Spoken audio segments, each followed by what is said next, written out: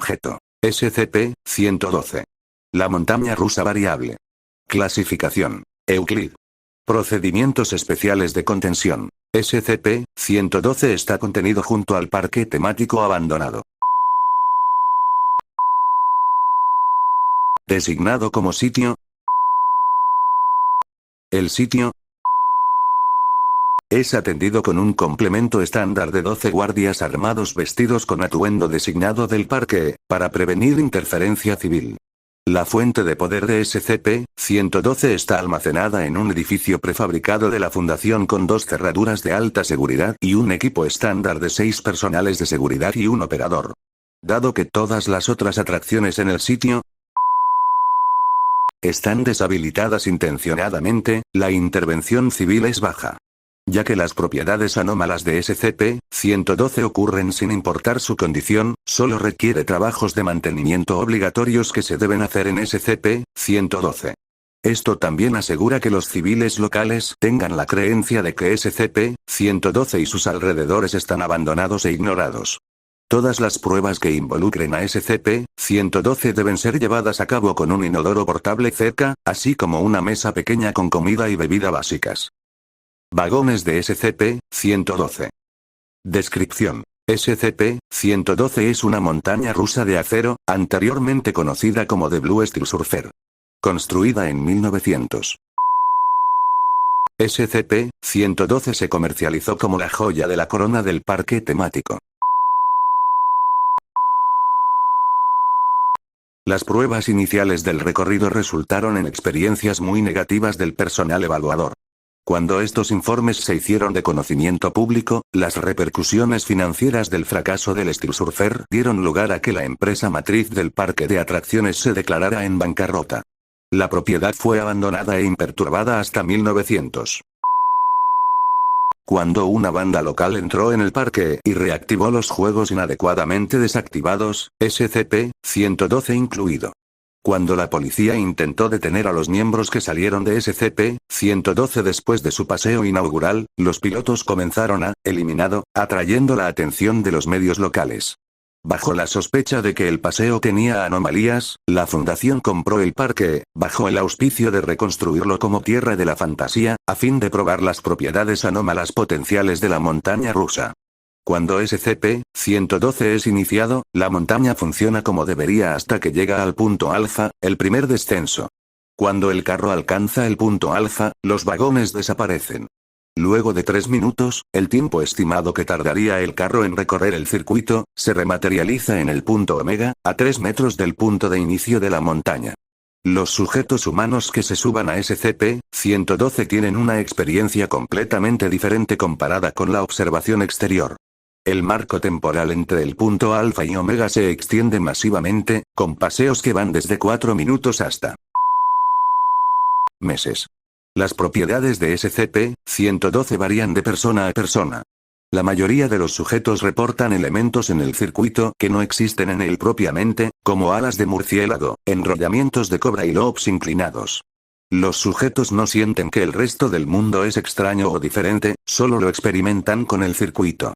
Al salir del circuito, los sujetos suelen experimentar sentimientos de confusión y mala salud, dependiendo del tiempo subjetivo que hayan pasado sobre SCP-112.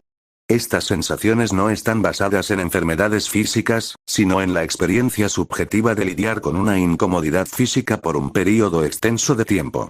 Por ejemplo, un sujeto que esté en el circuito por un tiempo subjetivo de 3 días experimentará fuertes sensaciones de hambre durante gran parte de su vuelta, pero al final no se sentirá hambriento. Anexo A. Experimentos surtidos. Experimento 112, 345, 34. Fecha. 22 de febrero de. Sujeto. D. 34534. D. 34534 fue enviado a SCP-112 a las 3:18 de la tarde. El tren alcanzó el punto alfa a las 3:17 de la tarde. Rematerialización a las 3:14 de la tarde. Al salir de SCP-112, D. 34534 tranquilamente pidió una aspirina antes de caer inconsciente. Luego de reanimación y medicación, D. 34.534 reportó una vuelta subjetiva de 36 minutos, con múltiples loops y giros no encontrados en la arquitectura de SCP-112. Experimento 112, 675, 64. Fecha: 14 de mayo de. Sujeto: D. 67.564. D. 67.564 fue enviado a SCP-112 a las 1:30 de la tarde. El tren alcanzó el punto alfa a las 2:29 de la tarde. Rematerialización a las 2:26 de la tarde. D. 67.564 reportó un viaje de 4 minutos, donde afirmó que fue muy entretenido con la excepción de aquella parte donde el carro saltaba fuera de los rieles y aterrizaba antes del loop. Experimento 112, 5893. Fecha: 1 de junio de. Sujeto: D. 5893. D. 5893 fue enviado a SCP-112 a las 12:30 de la tarde. El tren alcanzó el punto alfa a las 1:29 de la tarde. Rematerialización a las 12:26 de la tarde. Al final de la vuelta, D. 5893 inmediatamente corrió a la mesa de comestibles, sin hacer sonido alguno, engullendo todo lo que podía alcanzar, incluidos los envoltorios de alimentos ya consumidos. D. 5893 se volvió violento cuando el equipo de la fundación intentó someterlo, incluso yendo tan lejos como para borrarlo. Luego de la captura e interrogación, D. 5893 permanecía confundido y desorientado, diciendo continuamente las frases: "No hay comida hasta que acabe el paseo, déjenme dormir, detengan los giros", y 152 luces. La Fundación cree que las afirmaciones de D. 5893 implican que su tiempo subjetivo de paseo fue de aproximadamente 5 meses, y durante el viaje experimentó 5 meses de malnutrición y agotamiento, a pesar de que no hay ninguna prueba física encontrada que lo apoye. Experimento 112, 7556. Fecha: 8 de agosto de. Sujeto: D. 7556, una cámara estándar enfocando su rostro. D. 7556 fue enviado a SCP-112 a las 12:24 de la mañana. El tren alcanzó el punto alfa a las 12:23 de la mañana. Rematerialización a las 12:20 de la mañana. D. 7556 experimentó síntomas similares, pero silenciado, a aquellos de D. 5893. Durante la interrogación, D. 7556 explicó que su tiempo subjetivo en el circuito fue de 1 mes y 6 días. Durante el viaje, él fue incapaz de comer o dormir, y sufrió migrañas mientras estaba en SCP-112. D. 7556 reportó experimentar cada elemento utilizado en una montaña rusa, incluidos algunos que se cree son conceptuales. Las imágenes de la cámara, con duración de 3 minutos, muestran a D. 7556 sollozando durante el paseo, con movimientos consistentes con el circuito físico de SCP-112. Anexo B. Entrevistas. Experimento 112, 357, 84, 235, 12, entrevista post-viaje 1. Sujeto: D. 35784. Entrevistador: Dr. Tipo de entrevista: entrevista post-viaje. ¿Cómo te sientes, 35784? Me siento bien. Fue solo un paseo en montaña rusa. Tal vez me confundiste con el otro. Ya sabes, el que atacó cuando el viaje había terminado. Lo hice. Describe tu experiencia en SCP-112, por favor. ¿Qué puedo decir? Antes de ser enviado a la cárcel, yo diseñaba montañas rusas. Un par de minutos más largo que un paseo, siempre tienes que preocuparte por eso, pero los giros que tiene son muy buenos. Algunos de ellos, estoy bastante seguro de que me burlé de ellos de regreso. Hubiera sido mucho mejor si él a mi lado no estuviera actuando como un tonto. D. 23512. ¿Qué hacía él?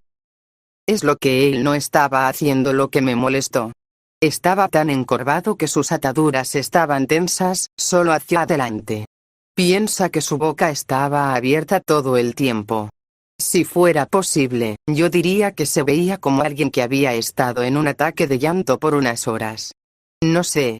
Cuando llegamos a ese punto lento antes de la curva peraltada, traté de chasquear los dedos frente a él. Idiota. Apenas se volvió hacia mí. ¿Y sabes lo que pasó después? Sí, él te golpeó. No realmente un puñetazo, diría yo. Me dio una bofetada, me sacudía, tratando de estrangularme. No tuve la impresión de que él realmente quería matarme, solo quería obtener una respuesta de mí. Eso es lo que decía. Mierdas como, ¿por qué no me miras? ¿Y por qué no dejas de gritar todo el tiempo? Con una voz muy ronca. Fue a mediados de la pregunta cuando los guardias introdujeron sus rifles a la parte posterior de su cabeza. Experimento 112, 357, 84, 235, 12, entrevista postviaje 2. Sujeto. D. 23512. Entrevistador. Doctor. Tipo de entrevista. Entrevista postviaje.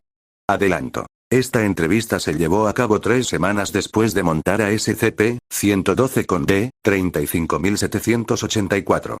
D. 23512 no está dispuesto a hablar verbalmente desde su paseo.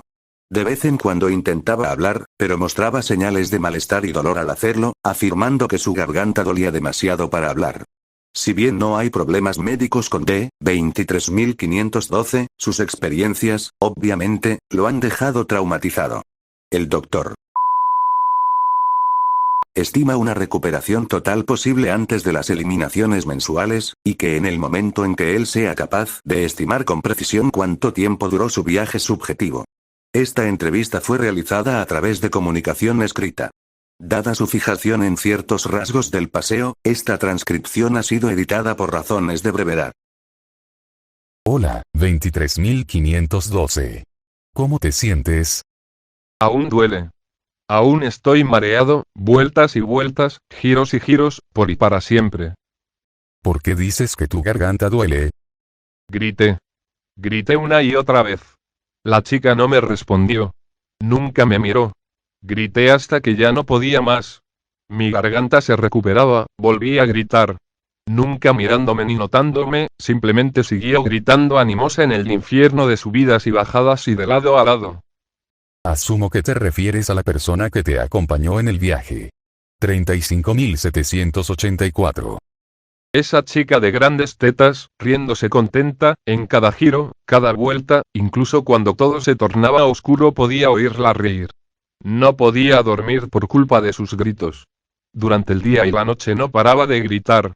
¿Cómo pudo hacer eso? Ella me dijo que estabas allí sentado, mirando al frente. Dijo que trató de llamar tu atención, pero nunca respondiste. La agité y estrangulé pero no se movía, solo seguía gritando. Traté de acordar con ella durante meses a la vez pero nunca me notó. Seguía gritando, seguía riéndose de mí mientras me moría de hambre, me orinaba, azotaba mi cabeza en un lado del carro hasta sangrar, solo se reía y gritaba en los giros y vueltas y los túneles oscuros nunca paraba. 23512, estoy tratando de ayudarte, pero actuar como loco no te ayudará en lo más mínimo. No hubo lesiones en tu cabeza al final del circuito. Estaba allí y sentí que el calor en la cabeza hasta que se enfrió y dejó de derramar. Todavía pica. ¿Y qué pasó al final? Tuviste un problema con 35784. Dejó de reírse luego de todo ese tiempo y me miró, sonrió y dijo: buen paseo, ¿eh? Y la agité tratando de preguntarle por qué no paró de reírse y gritar. No quería herirla realmente, solo necesitaba saber por qué. ¿Por qué?